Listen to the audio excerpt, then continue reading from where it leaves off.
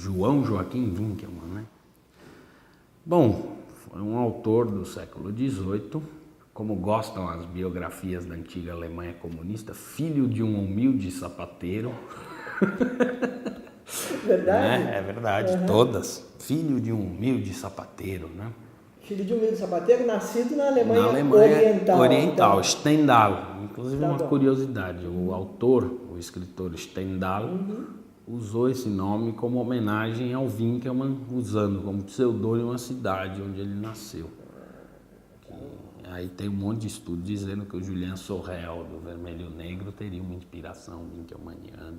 Ele repercute muito. Você vai ter menções ao Winckelmann nos salões do Diderot, né?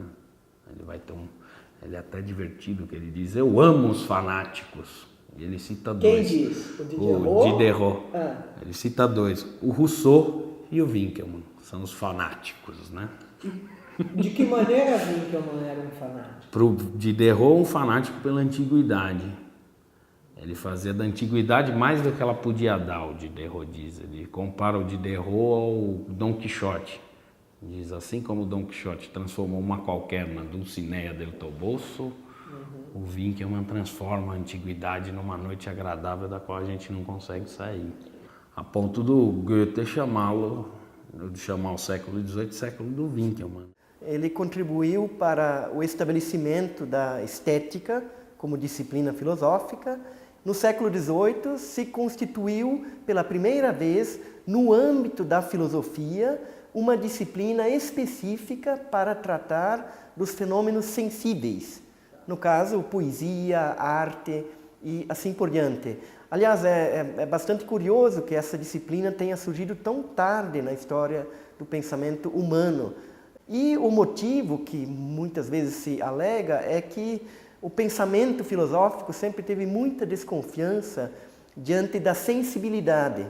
Ocorre que com um certo desdobramento moderno, passou-se a perceber que o ser humano não é apenas constituído pela razão, mas fundamentalmente é um todo, no qual a sensibilidade desempenha um papel. Tratava-se de investigar como a alma é sensível, como se pode aperfeiçoar esse lado sensível do ser humano, né?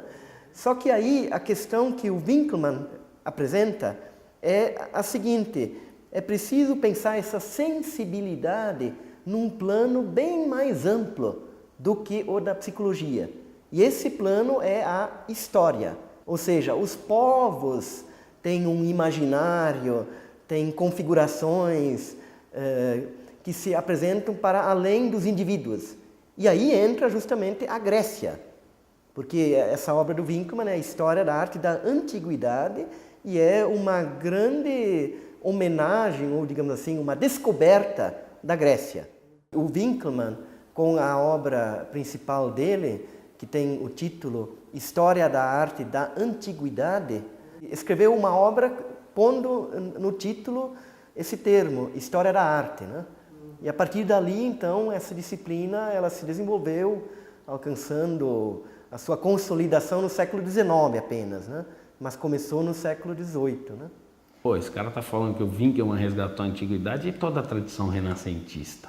O Renascimento ele entende a antiguidade como uma presença constante e não como uma ruptura. Tanto é que esse termo greco-romano mistura a Grécia com Roma. Não percebe a especificidade da Grécia que o Winckelmann coloca.